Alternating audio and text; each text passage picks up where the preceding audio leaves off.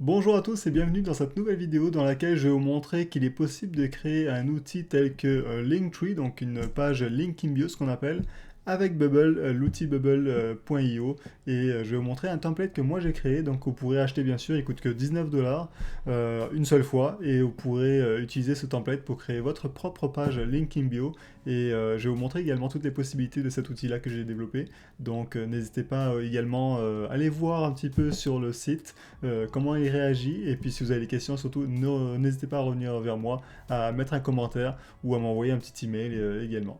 Donc allons directement regarder cet outil et comment ça fonctionne et comment je l'ai créé. Alors tout d'abord, vous pouvez retrouver cet outil-là directement sur le site de bubble.io. Le titre de l'outil que j'ai développé s'appelle Link in Bio Page Like Linktree. Et vous avez déjà un petit aperçu de ce qu'il est possible de faire avec quelques informations, une description également, et quelques fonctionnalités clés que vous pouvez retrouver ici. Donc lorsque vous cliquez ici, vous avez toutes les informations dessus, et vous avez même mon adresse email si vous voulez me contacter, si vous avez des questions par rapport à ce template que j'ai créé directement depuis Bubble. Si maintenant vous voulez aller voir, prévisualiser ce template, vous avez juste à cliquer sur Preview, hop, vous cliquez ici et vous arrivez directement sur la page Link in Bio que j'ai créée, donc avec Bubble. Donc là on voit qu'il y a un avatar, une image, il y a le nom qui est ici, il y a une petite description que vous pouvez entrer, vous avez la suite de la description, vous avez également quelques icônes que vous pouvez activer et pour lesquelles vous pouvez changer l'URL bien sûr. Ensuite, il y a une liste de produits. Imaginons vous vendez des produits sur Etsy ou autre.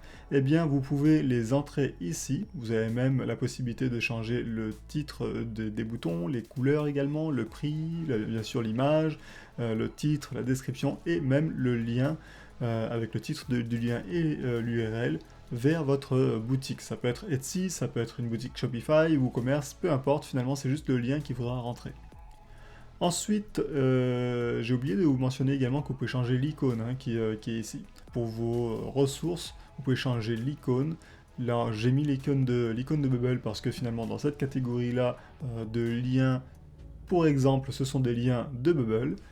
Donc j'ai mis le titre Bubble Resources, The Best Resources to Start with Bubble. Mais vous pouvez changer bien sûr ça pour ce que vous voulez. Vous pouvez changer également le titre, la description, le bouton également. Chaque bouton peut avoir son propre texte et bien sûr l'image.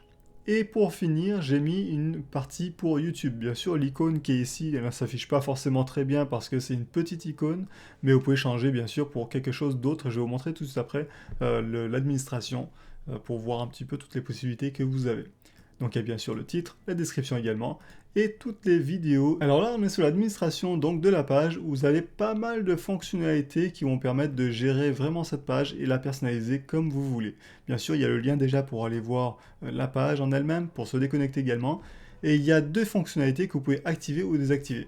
Lorsque vous la désactivez, par exemple, la section boutique, eh bien, vous voyez que la boutique disparaît ici en haut.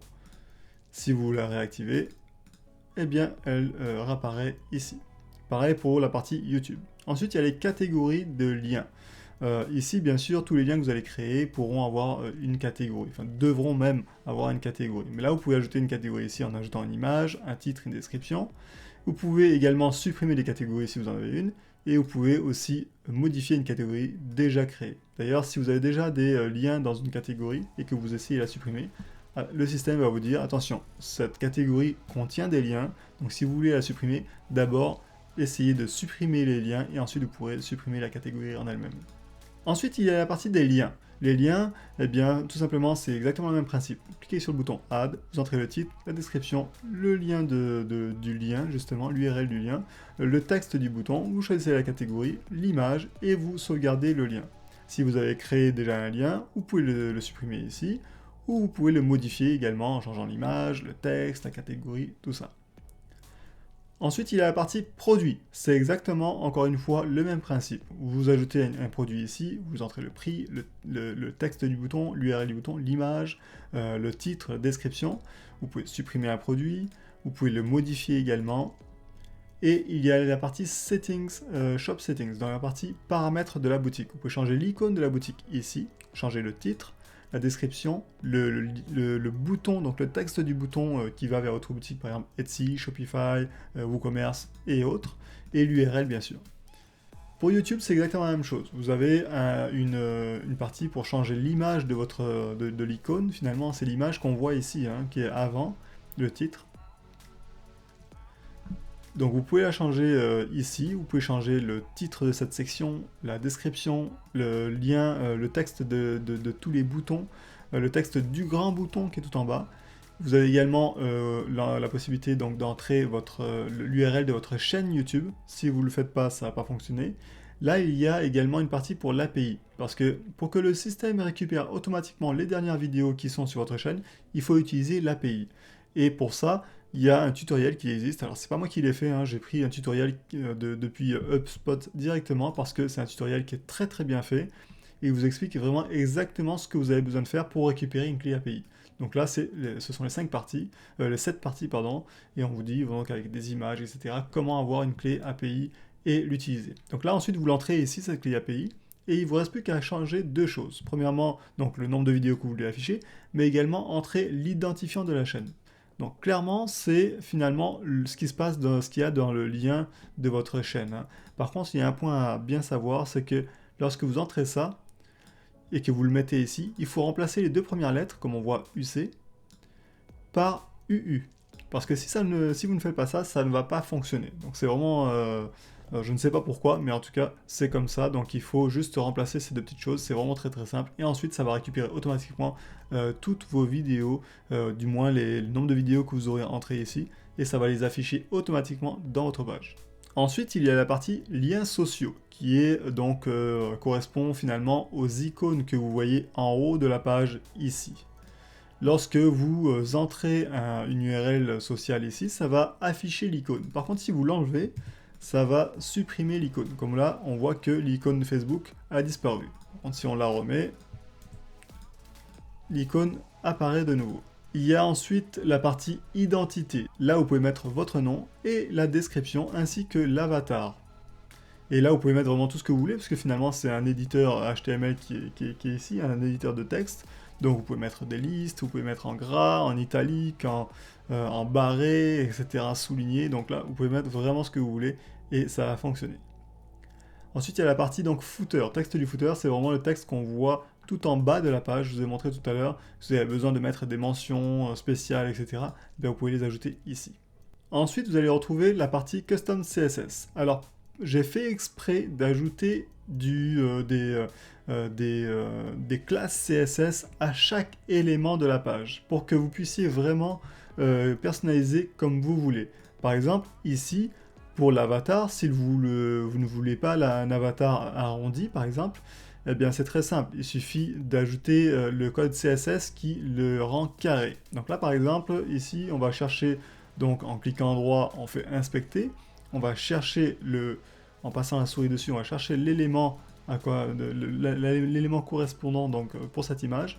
On voit donc que c'est IMG, mais juste avant, on va sélectionner ça. On va sélectionner ce bloc-là qui s'appelle Identity Avatar. Donc là, par exemple, si on met Identity Avatar, on va dans Custom CSS. Si vous connaissez un peu le CSS,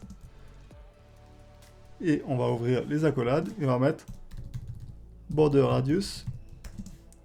On va mettre 4 pixels. Et on va mettre important aussi, comme ça. Et on va faire la même chose pour l'image en elle-même. Voilà. Maintenant, quand on va voir, vous voyez que ça devient quelque chose de carré.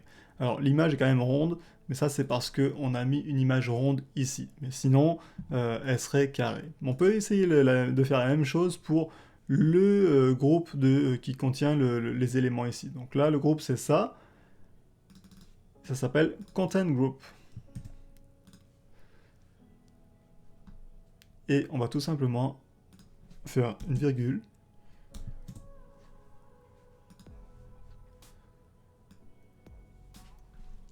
Content Group. Ok.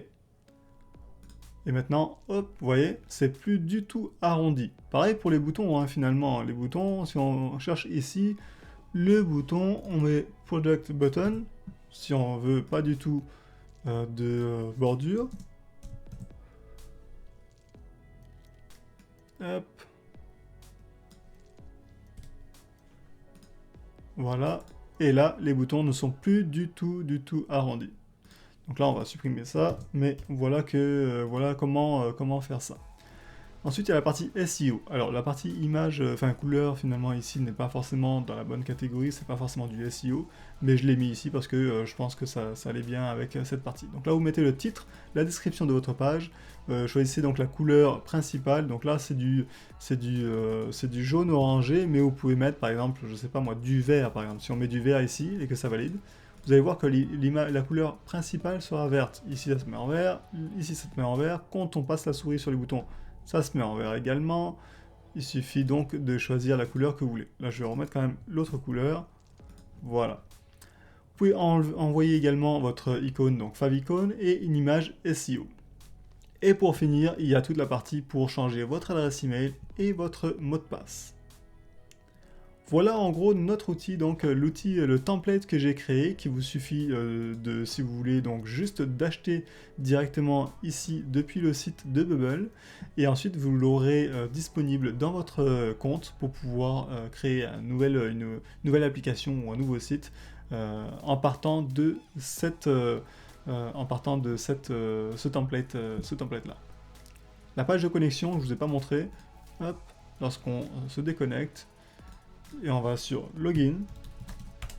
C'est juste une page de connexion relativement simple. Mot de passe oublié. Voilà. Il n'y a pas de page d'inscription parce que finalement il y a déjà un compte de créer lorsque vous allez prendre ce template. Et il suffit juste de faire une demande de mot de passe.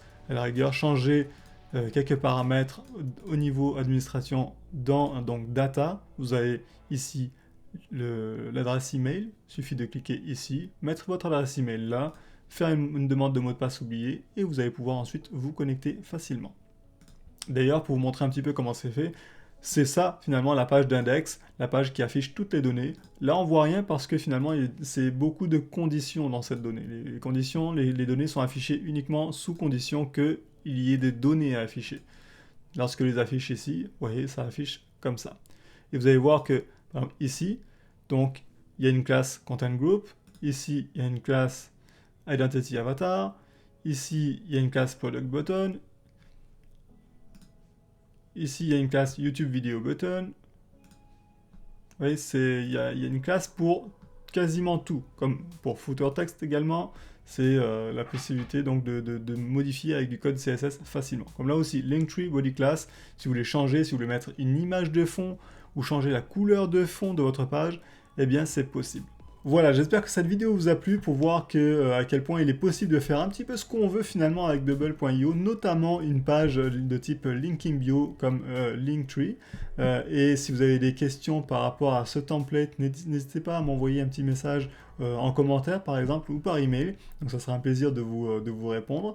Et également, je vais mettre un lien dans la description vers ce template si vous voulez aller voir un petit peu directement sur le site de Bubble pour le retrouver et voir un peu plus d'informations également. N'hésitez pas également à aimer cette vidéo et à vous abonner si vous voulez avoir plus de vidéos de ce type. Dans tous les cas, je vais créer une autre vidéo juste après qui va vous montrer comment créer une page de type un peu Linking Bio également de A à Z en partant d'un template ou autre assez facilement en utilisant aussi le nouveau système de responsive de Bubble. Voilà, salut et à bientôt. Bye.